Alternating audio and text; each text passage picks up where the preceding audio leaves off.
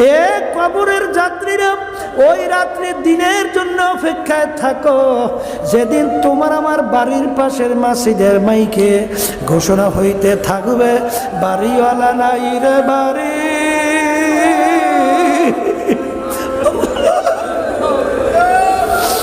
নাই রে দুনিয়াতে। কোন দুনিয়ার পিছনে পড়ছো বাবা? দুনিয়া কিন্তু ফাঁকি, আরামের জায়গা না, কেউ কোনোদিন পায় নাই। যার যত বয়স হয়েছে পিছনে তাকাইয়া দেখো, সব মনে হয় যেন কালকের ঘটনা। ওদিকে আয়নার সামনে যখন চেহারার দিকে তাকাই, দেখি কাঁচা দাড়িগুলা পাইকা সাদা হয়ে গেল, দাঁতগুলা পইরা বোকরা হয়ে গেলাম। আহারে, নানা নানুর নাতি হয়ে গেলাম, নানা হয়ে গেলাম, দাদা হয়ে গেলাম।